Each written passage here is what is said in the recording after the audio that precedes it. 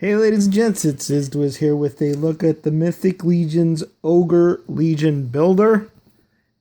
He's not completely built yet. I'm going to build him because I did the same thing with this guy that I did with the Bolthar, the half giant, Bolthar of the tower, and that I did with Kurzog, the ogre, and that's soak him in hot water so I can make sure that the joints were nice and pliable and movable, and there wasn't any paint sticking to anything, and I didn't have any issues with any of the joints. And that's what I did.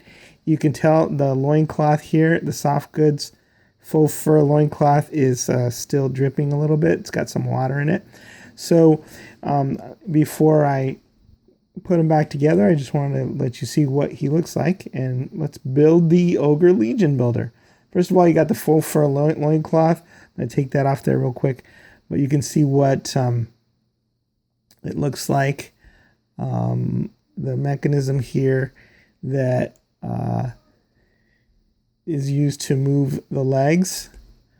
Somebody did a really interesting video that suggested that the best way to move the legs is to move, if you want to move them forward, is to move both of them at the same time. It's interesting. I guess it depends on how how you want to pose it and how your particular figure is. But I think generally what we have, and probably what we have here as well, is that the right leg is a bit stiffer than the left leg. So you don't want to force this joint, especially because I think that's the stickiest joint of all, and you don't want to put any stress on the plastic so that you can actually see where it's stressed.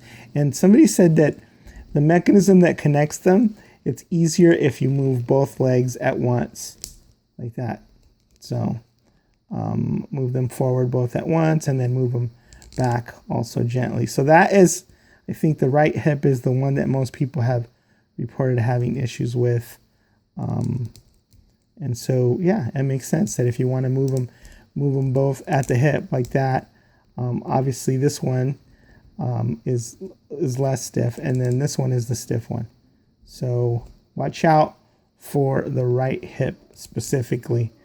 But other than that, if you move it from the crotch area and then bring this leg down, pose it. Say you want to do some posing that way.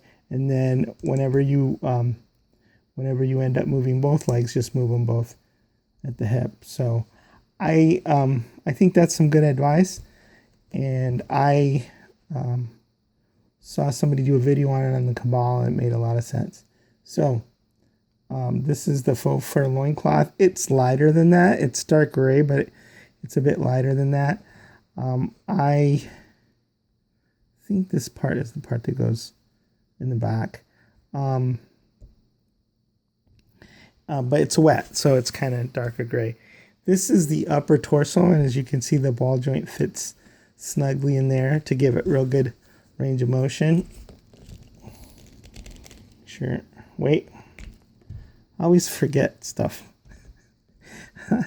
He's also real good at doing the splits, but yeah, you put the faux fur on, and then you put the loincloth. Now, what makes the Ogre Legion builder less expensive than the other ones is that there are fewer paint apps.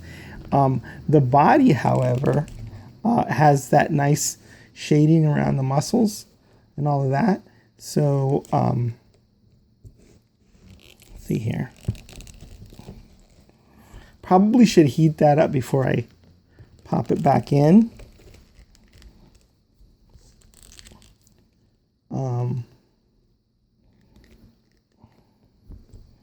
And I'll probably hit it with a little bit of heat later on. But then the arms. Now, the interesting thing about the Ogre Legion builder is that the arms, the gauntlets come off, and then you have both sets of wrist guards to choose from. So you can put these in, and then the hands, or these. I personally like these because they're bigger and more elaborate. But as you can see, there's not any paint on these guys, so it gives you a real different look. Now let me see, am I doing this right? I want to make sure that I don't. Yeah, so popping that arm in there, and then the hands.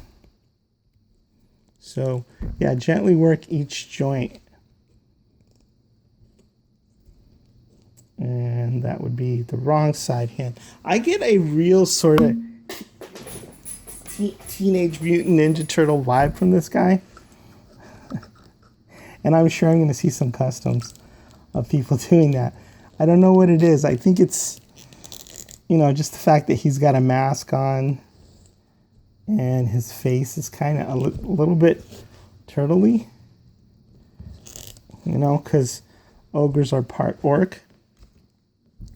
So I can totally see somebody putting a shell on his back and then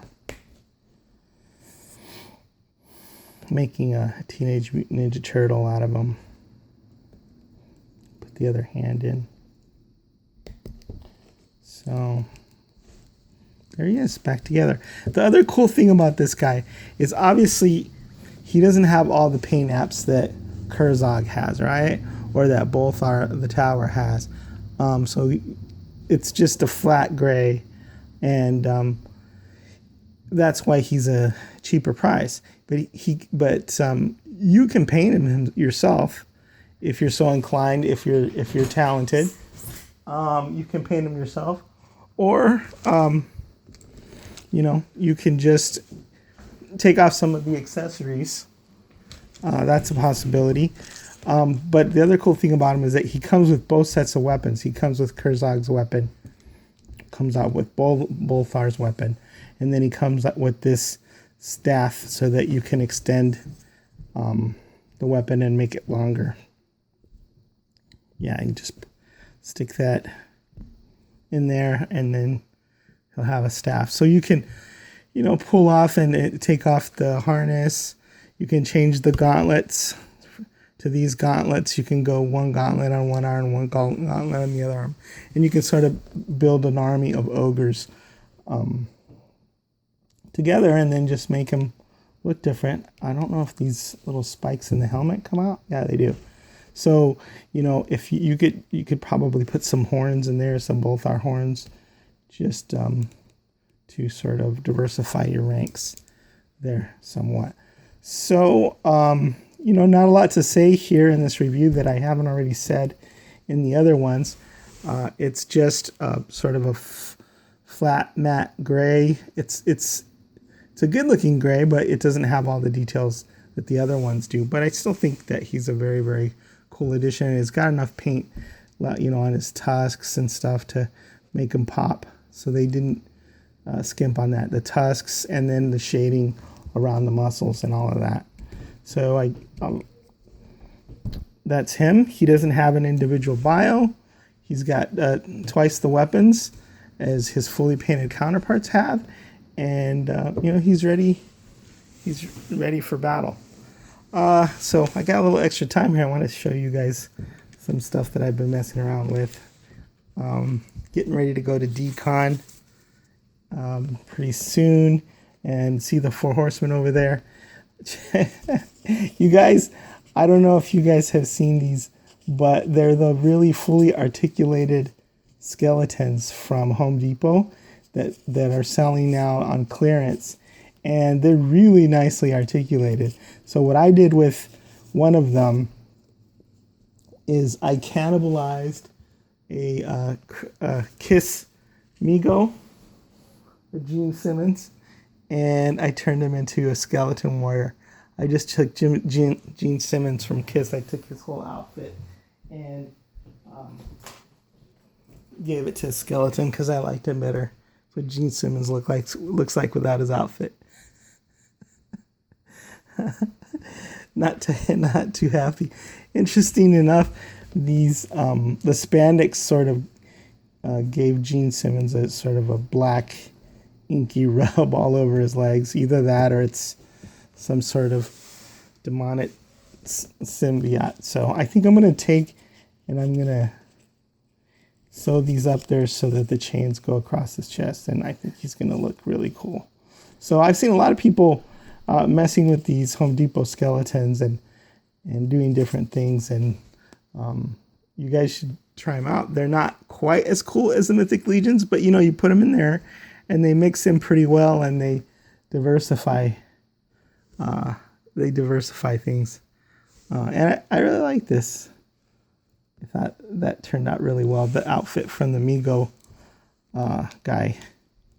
And then what I can do is I can probably just hang this guy. He's got his tongue sticking out already, and he could be a victim, you know, of an orc attack or a skeleton attack or something like that. All right, so that's it for the Ogre Legion Builder. Hope you guys enjoyed the review. Looking forward to seeing the 4 Horsemen at Decon and reporting back with their, hopefully I'll get some new figures from there and reporting back to you guys at some point. Is the Wiz signing out.